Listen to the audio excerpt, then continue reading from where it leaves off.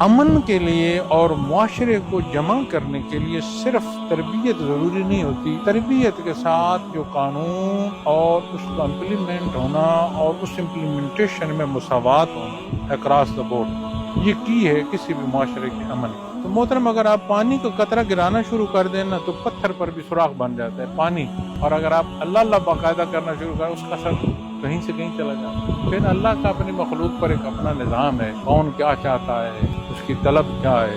میں انڈیا خان میں بڑی 55 میں گیا تھا، مڈ 80 سے پہلے کی بات ہے، 80 کی ابتدائی وقت کی بات ہے، اور میں اپنے اس خطے کو، اپنے لوگوں کو، اور پھر وہاں ہمارا اپنی نسبت جو ہے، اس کا بھی اللہ کا بڑا احسان ہے کہ پورے خاندان جو ہے وہ ذکر سے منسلک ہیں۔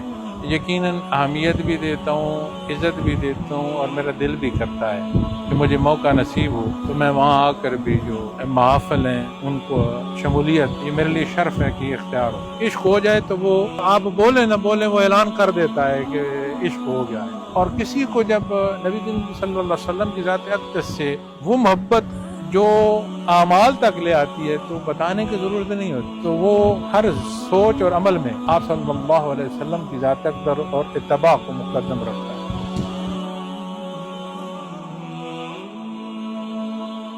آپ کا سوال یہ ہے کہ قرآن کریم، نبی کریم کی ذات اقدس صلی اللہ علیہ وسلم، یہ اقرار، یہ ایمان کے پہلو ماننے کے بعد ہم میں پھر تفریق یا تلخی کیوں ہے؟ اگر میں آپ کے سوال کو سم اپ کروں، نفرت کیوں ہے، انتشار کیوں ہے؟ دو پہلو ہیں جی۔ دین اسلام صرف بنیادی عقائد ہی نہیں، وہ تو بنیاد ہے، لیکن پھر اس کے بعد عبادات اور پھر معاملات تک بات ہے۔ اگر آپ غور فرمائیں تو مکہ مکرمہ میں اس وقت کی تاریخ دیکھیں تو بے شمار مذاہب تھے، بے شمار مذاہب میں ایک مذہب اور ہو جاتا تو کیا ان کو تکلیف تھی؟ عبادت سے منع نہیں کر رہے تھے، وہ منع کرتے تھے کہ جو معاملات یا عملی زندگی ہے اس میں جو نفاذ ہے حکم کا وہ نہ کریں، چونکہ اس کا رد ہو جاتا۔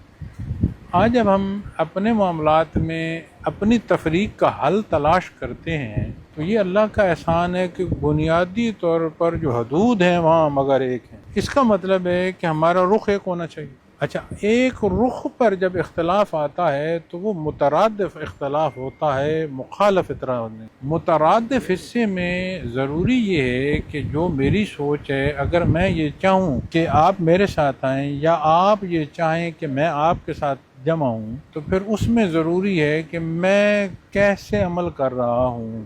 اگر میں تلخ بولوں گا تو میں آپ کی بات یا آپ میری بات پر کیسے۔ دوسری بہت بڑی جو بنیاد ہے وہ یہ ہے رجوع قرآن سے کیا جائے حل کے لیے، رجوع احادیث مبارکہ سے کیا جائے، سنت خیر الانام سے کیا جائے، پھر اس کی حدود و قیود وہ جو صحابہ کرام رضوان اللہ علیہم اجمعین نے سمجھیں اور آپ صلی اللہ علیہ وسلم نے تصحیح فرمائی۔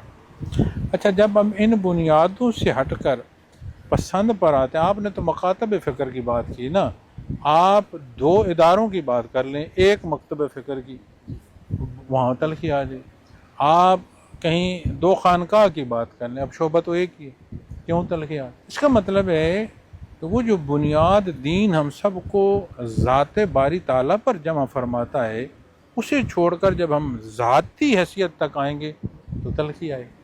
لیکن اس سارے میں یہ کہہ دینا کہ کوئی بہت بڑے مسائل ہیں جو حل نہیں ہو سکتے، ایسا نہیں۔ دنیا ساری پھرتا ہوں جی، اور مختلف معاشروں کا جائزہ بھی لیتا ہوں۔ مجھے فٹ پاتھ پر بیٹھنا پڑے تو میں وہاں بھی بیٹھ جاتا ہوں، کہیں کاسل میں جانا ہو تو میں وہاں بھی چلا جاتا ہوں۔ تو جب آپ اتنے ڈفرینس آف لائف سے گزرتے ہیں تو آپ کے سامنے حقائق بہت سارے ہیں۔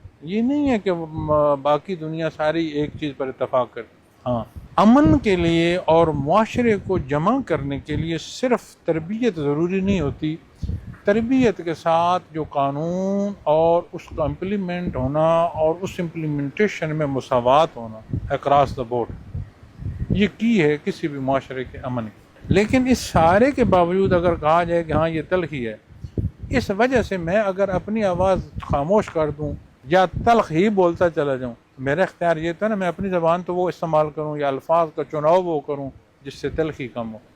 تو پھر جب اس کیفیت پر آئیں گے تو صرف مسئلہ اجاگر کرنا مقصود نہیں ہے، اس کے مسائل کا جو حل ہے زیادہ مقصد تو وہ، اس میں پھر میں نے اپنے بیان میں بھی عرض کیا ہے کہ ہر مکتب یا ہر حیثیت یا ہر فرد اس کی جو بنیادی ذمہ داری ہے اس پر توجہ ضرور دے تاکہ یہ مسائل حل۔ جو نظام ہے اس پر مشائخ نے بڑی محنت کرنی، 2 پوری زندگیاں لگی ہیں،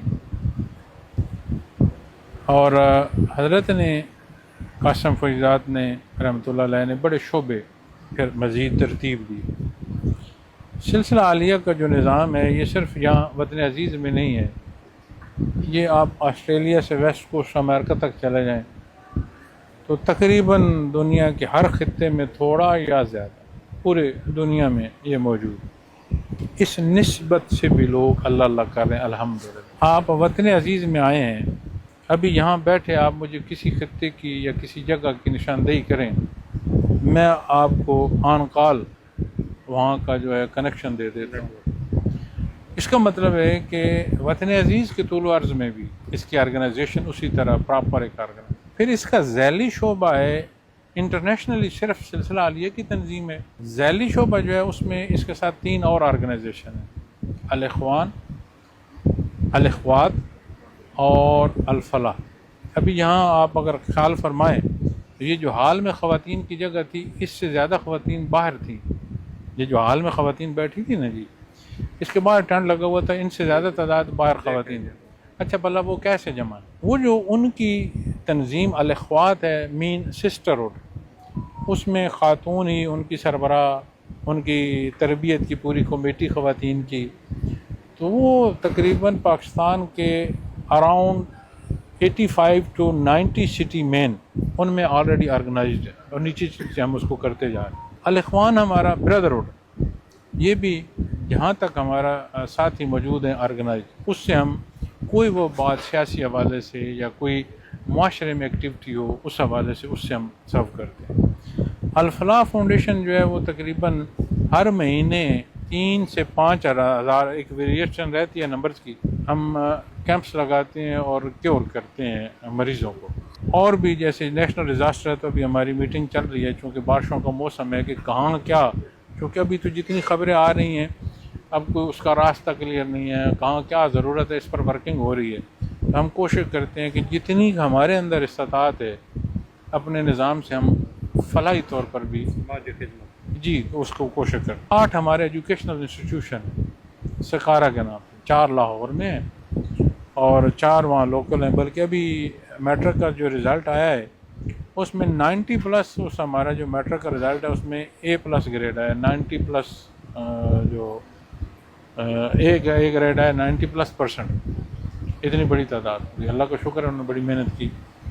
تو 4 وہاں لوکل ہمارے مرکز میں۔ پھر اشاعت آپ کے شعبے کے حوالے سے ہمارا منتھلی میگزین ہے المرشد اس کے نام سے، تو کبھی اس میں ایڈیٹوریل کے حوالے سے یا کئی دفعہ ویسے کالم کے حوالے سے کوشش کرتا ہوں کہ ٹوٹی پھوٹی تحریر جو ہے وہ بھی دی جائے، اور یہ سارے سیٹ اپ پراپر آرگنائزڈ ہیں، اور جہاں جن کی ضرورت رجسٹریشن کی ہے وہ گورنمنٹ کے پاس رجسٹرڈ۔ دیکھیں بات یہ ہے ظاہری اور باطنی، میں نے پہلے بات کی کہ دین اسلام میں معمولات زندگی اور فکر کو بھی مترادف لینا چاہیے، یہ تو بنیادیں ہیں۔ اب میں نے اپنی زندگی میں آپ کو اپنا ایک تجربہ بتاتا ہوں، جب میں باہر جاتا ہوں تو کئی لوگ وہاں پر میڈیٹیشن یعنی علاج کے طور پر جو ہے روحانیت کو دیکھتے ہیں، اور مختلف مذاہب کے لوگ لگے ہوتے ہیں جی کنسنٹریشن ہے، یہ ہے، یہ ہے، یہ۔ میں تو اپنا یہی بیان جو پراپر سیکھنا سکھانا اور یہ کر، لیکن بعض جگہ ڈیمانڈ ہوتی ہے کہ جی آپ کا استاد یا اسپرچول لیڈر آیا ہوا ہے، ہمیں میڈیٹیشن چاہیے۔ اب میں آپ کو اپنا تجربہ بتاتا ہوں جی، اسی طرح ایک ان کی خاتون تھی فرینچ انگلینڈ، تو وہ ہمارے ساتھ انہوں نے کہا جی یہ اس کو بڑی ڈپریشن ہے، کہیں بیمار رہی ہے تو بڑی خراب، تو یہ چاہتی ہے کہ آپ کے استاد آئیں تو ہمیں کو بتاؤ۔ میں نے کہا بھی بات یہ ہے کہ ہم اللہ کا نام لیتے ہیں اور قرآن فرماتا ہے الا بذکر اللہ تطمئن القلوب۔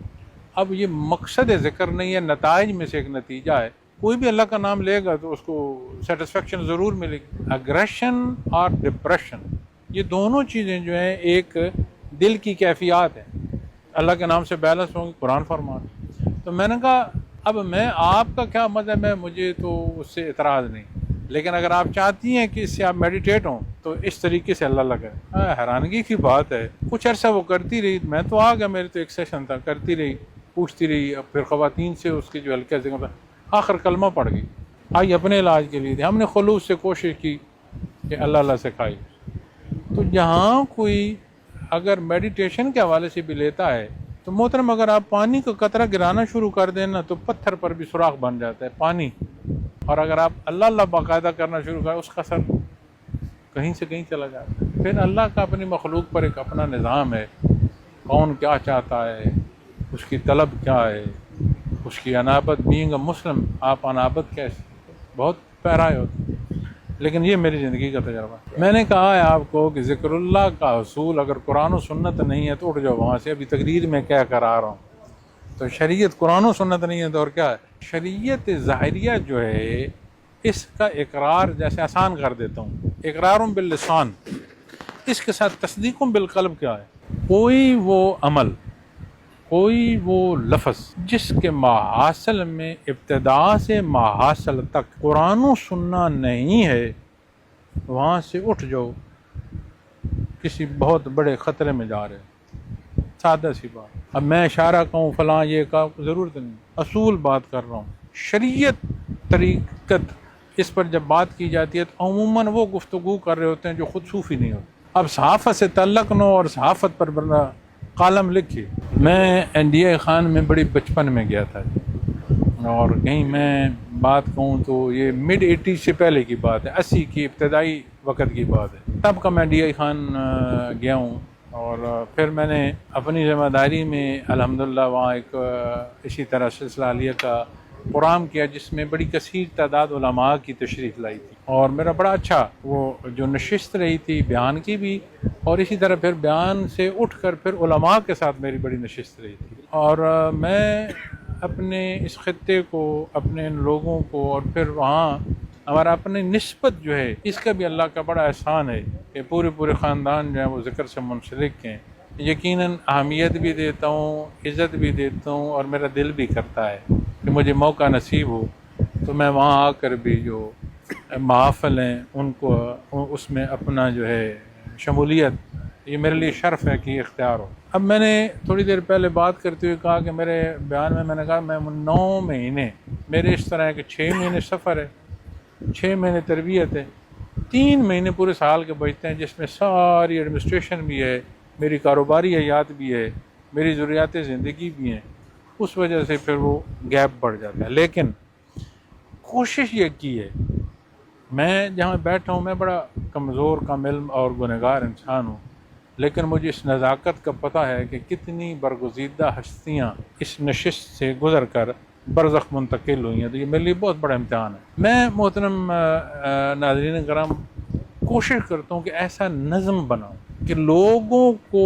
کسی فرد تک کی رسائی جو ہے جاننے سے یا آگاہی سے نہ روک دے، اس لیے پھر کوشش کی ہے، جتنا جدت نظام ہے اس میں ویب سائٹ ڈیولپ کی ہے، سوشل میڈیا کو کوشش کی ہے کہ اس سے بہتری کی جو ترویج کی ہے وہ چیزوں، پھر پورا نظم قائم کیا ہے جس میں صاحب مجاز ہے، جس میں امراء ہیں، پھر ان کے نیچے ذمہ داران ہیں، اسی طرح خواتین کی جو ذمہ دار بھی ہے اس کے ساتھ پوری ورکنگ، اور مزید کوشش کر رہا ہوں کہ جو ہمارے بچے ہیں، ٹین ایجرز، بچیاں، ان کے لیے ایسے کورسز بنائے جائیں جو جدید اداروں میں بھی اگر پڑھتے ہیں ان کے لیے کہ بنیادی فقہی طور پر ان کا جو حکم اسلام کا ان کے لیے ذاتی وہ سمجھ سکیں، گلوئنگ آرٹ ہو یا شائننگ سٹار ہو، اس سے بھی کوشش کر رہا ہوں گا۔ تو میری پوری کوشش ہے کہ یہ جو حصہ دین کا ہے، اس کی اشاعت، اس کے کلام، ایک پہلو میں جو ساعت نصیب ہو رہی ہے یہ شرف، اور یہ وہ کام ہے جس میں یہ کہ کون کر رہے نہیں، یہ ہم سب کی ذمہ داری ہے۔ اور تصوف میں پوشیدہ پہلو بہت بولے جاتے ہیں، بالعموم گفتگو میں حالانکہ پوشیدگی رہتی کوئی نہیں، عشق ہو جائے تو وہ آپ بولیں نہ بولیں وہ اعلان کر دیتا ہے کہ عشق ہو گیا ہے۔ اور کسی کو جب نبی کریم صلی اللہ علیہ وسلم کی ذات اقدس سے وہ محبت جو اعمال تک لے آتی ہے تو بتانے کی ضرورت نہیں ہوتی، تو وہ ہر سوچ اور عمل میں آپ صلی اللہ علیہ وسلم کی ذات اقدس اور اتباع کو مقدم رکھتا ہے۔ ایک چیز میں آپ کو کہوں گا، انابت الہی، قرآن فرماتا ہے یہدی علیہ من ینیب، باہر نہ ڈھونڈیں، یہاں ڈھونڈیں۔ کیا ہمیں اپنے اللہ کی رضا اور اس کا قرب، اس کی طلب ہے؟ اس طلب کو دیکھیں، مسبب الاسباب ہے، اسباب آپ تک پہنچیں۔ بہت شکریہ۔